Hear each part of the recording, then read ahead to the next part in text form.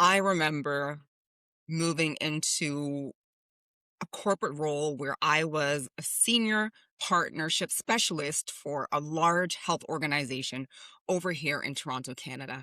And I was one of the younger representatives of the organization, a senior person. And the work that I had to do was go and sit at various for profit and nonprofit boardroom tables.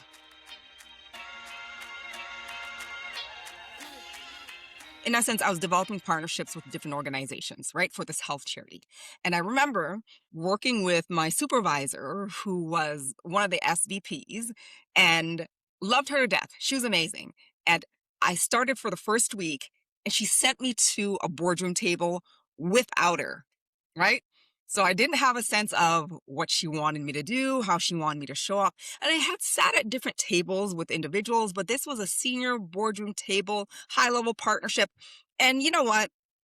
I was feeling okay. First weekend, she threw me right into the fire. So I remember walking into this meeting, came off the elevator, went to the receptionist. She let me know where the meeting was.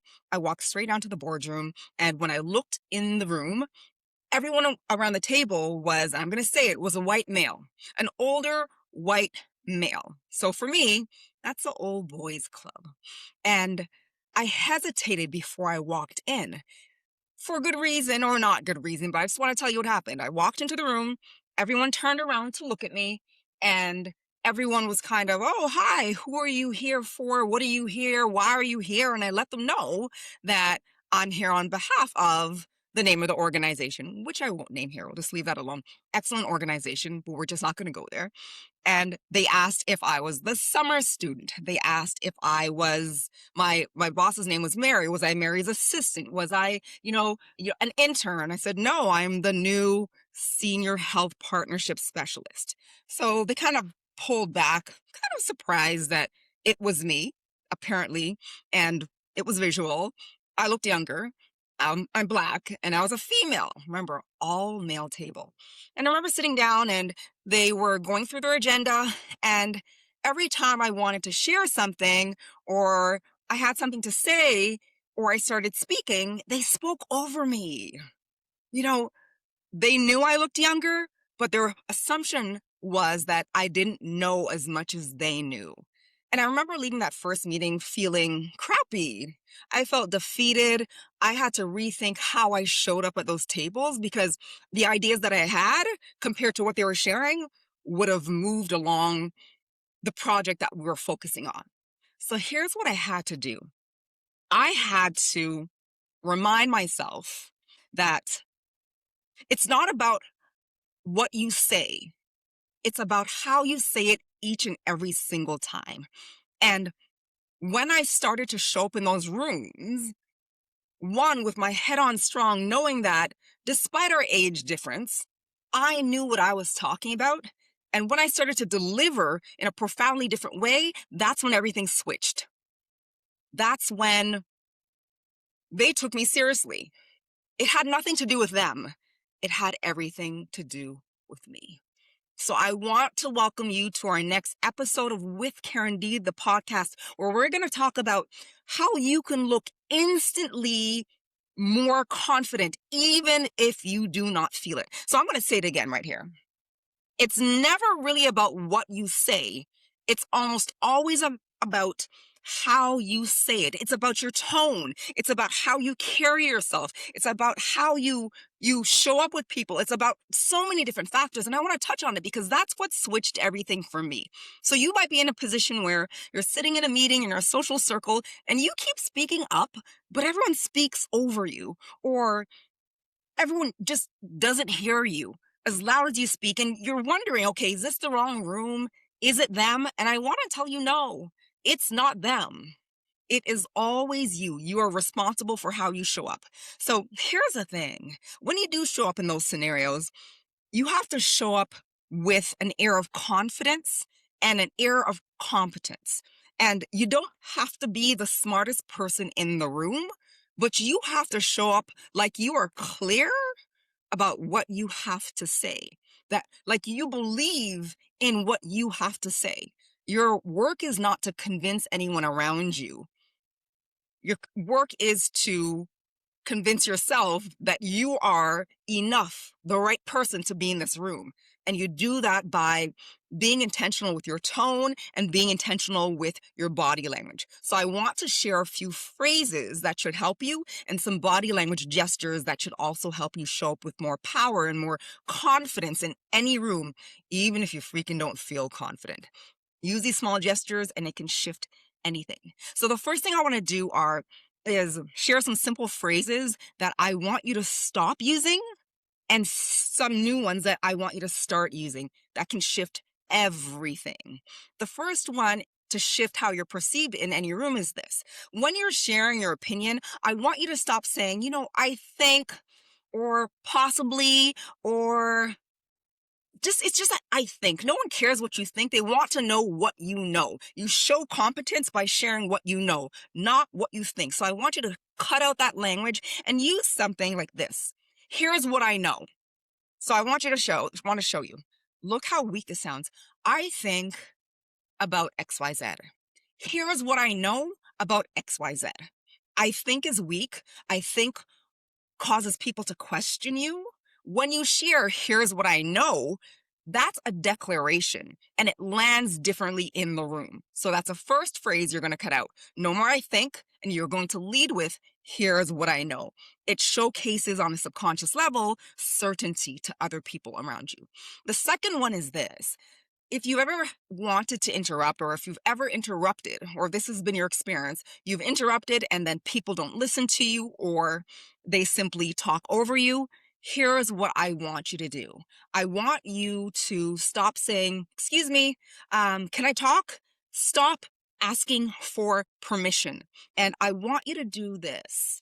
You're going to sit up tall, and we're going to get to more body language gestures in a moment, but I want you to share a phrase like this. Here's what I'd like to share, and start to share it. Here's what I'd like to share, and do not pause. Do not wait for someone to say, okay, go ahead, Karen. Okay, go ahead, Michelle. Okay, go ahead, Sam. I want you to go straight into it. Here's what I'd like to share, and I want you to share your opinion. Say what you're going to say. Say it right away. Do not wait for an okay. That is someone who's showing up with confidence. That is someone who shows up like they believe in themselves. So do you see that? Without you having to do anything different and simply shifting a few phrases that you say can shift everything, can shift the dynamics in the room. It will also shift how you're perceived. It has nothing, remember, it has nothing to do with the other people in the room. It has everything to do with you, right? So I'm going to give you two because I want you to use it.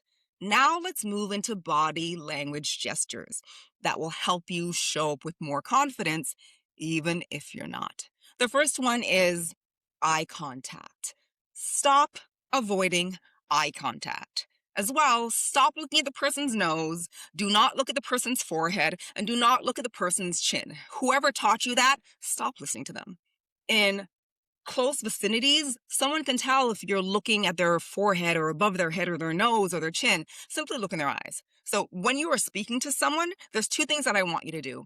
If you are directing what you're sharing to an individual person, one, I want you to look them directly in the eye, and two, I want you to front, right? Here's what fronting means. If someone is in this corner, I want you to shift your upper torso so it's completely facing that individual. That's what fronting is, right? It's a showcase of confidence. It's a showcase of power. Do not keep looking all over if you're speaking to one person. So you're going to make eye contact and you're going to front. Now, if you are speaking to a room full of people or a boardroom table, one, you're going to go back to eye contact. You're going to make eye contact with various people in the room or around the table. And you're going to hold eye contact for about 2 seconds. That showcases intention. That showcases confidence. That showcases power. And as you do so, I also want you to shift the direction of your upper body. So you're going to continue to front. So if I'm talking to the entire room, I'll start speaking here, and for a couple of seconds, I will stay here. Then, as I continue to share, I will look at someone else, eye to eye. I'm fronting. Then, as I continue the conversation or whatever I'm sharing, whether it be a presentation or my opinion, I will now switch directions again and make eye contact once again front. So, whether you're speaking to one person or a group of people, those are the two techniques. Make intentional eye contact, hold for about 2 seconds. If you hold contact any longer, it comes across as kind of creepy. So you're going to make direct eye contact, intentional eye contact, and you're going to front. So that's the first thing I want you to focus on. Now, when it comes to body language, the other one, I have a technique that I want you to use. If you're sitting around a table, I don't want you to be too relaxed. I want you to lean in. When you lean in while listening, it shows that you are a part of the conversation. It shows that you are interested. It shows that you want to be included.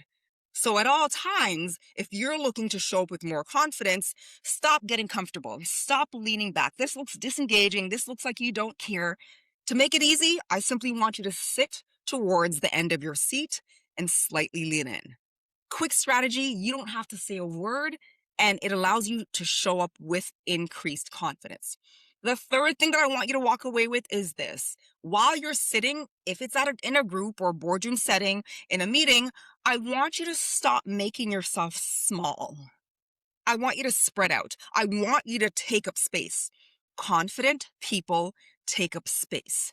They don't apologize for being in spaces. They don't apologize for being in rooms. They don't apologize for sitting at tables. So instead of, taking your phone and putting it down and then getting your notebook and putting it down right in front of you and then getting your pen and putting it down right in front of you, I want you to spread the freaking heck out. I want your notebook over here. I want your pen over here. And I want your phone over here.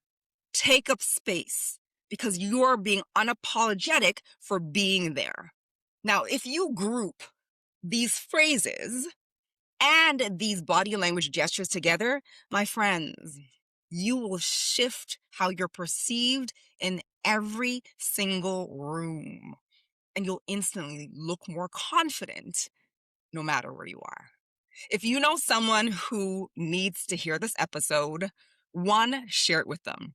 If you liked this episode, please give it a thumbs up. Click on the button so you are notified every time a new episode drops. And if there's something else that you do to show up confident or with more confidence in any situations that I haven't spoken about, I want you to share it in the comment. I will see you on the next episode.